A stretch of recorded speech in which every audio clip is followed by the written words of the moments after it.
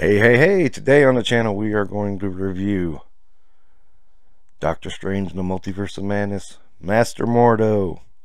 Another one. I I decided to wait and boom, was able to get it on clearance, half off. So, yeah, I needed the Rentra piece. I don't know if that's how you pronounce it. Rentra. Okay, so before I get into it, couple of things to say. First off, the actor that plays um, Mordo, I was really kind of hoping to see some more of his acting chops in this movie, in Multiverse of Madness. Because if you've ever watched Serenity, which is the movie kind of wrapped up some of the storylines from Firefly, he played the operative, and he was freaking brilliant. He was just awesome in that movie. He was one of the best villains I've seen in a very long time.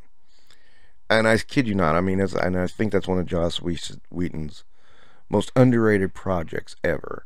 It was really good. It got, it went to marketing hell and got released at a very bad time. And it kind of got ignored. I saw it, loved it instantly. I was a big Firefly fan, and that was even better than Firefly. So, that's one thing I'm going to say. The other thing is, despite that, I really liked Multiverse of Madness. I don't get people's complaints about it. I'm thinking about doing a full review on it just to kind of get my thoughts down. May do that in the near future. I've watched it several times, and I've really enjoyed it every single time. Now, I won't say it doesn't have a couple of problems, but what movie doesn't anymore? I mean, there's very few movies that are perfect.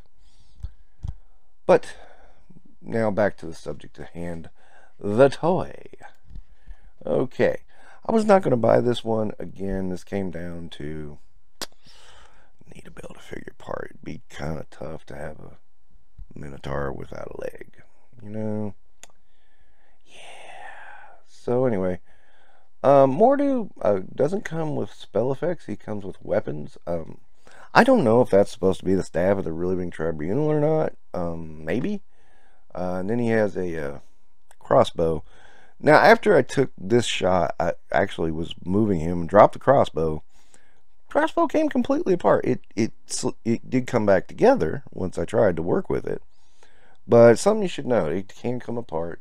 It can be kind of problematic. Now, Mordo in the movie was not the same Baron Mordo we know and love, and I think that was to avoid confusion if it's the audience. I kind of understand that, but I kind of don't agree with it at the same time. So, we'll let that be as it is. I can see some people trying to ease into this multiverse stuff and not try to overwhelm you with too many variants.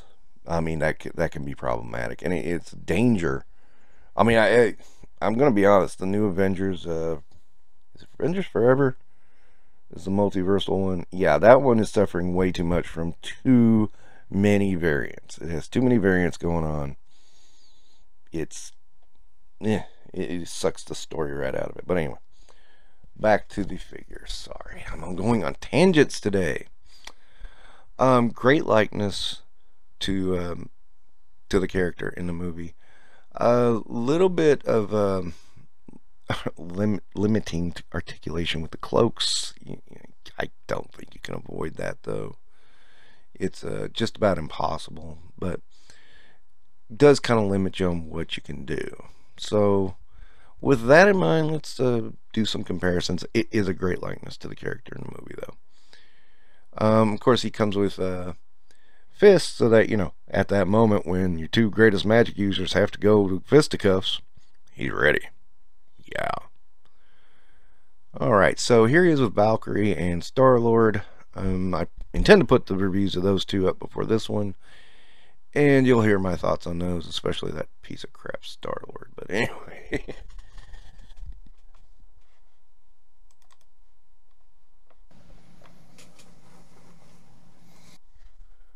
And just for some MCU comparison, here he is beside Zombie Captain America, which is technically MCU. Okay. And, of course, Thor. For some comic comparison, here he is with Armored Daredevil and Renew Your Vows Spider-Man. Yeah, somebody's head just exploded. Okay. I like this figure a lot better than I thought I would, despite some of his flaws. I'll give him 4 stars. He's pretty good representation. Gonna do Rentra pretty soon. Then we'll see how I feel about the Build-A-Figure from this wave. I pretty much had all of them except for I had to go and buy one part, but you know, I got a really good deal on that one. It was only like $5. So, yay. When you come out with $5 on a Build-A-Figure part, you know you did good. Okay, so that's going to wrap it up for this episode of Infinite Realms. Don't forget to like and subscribe.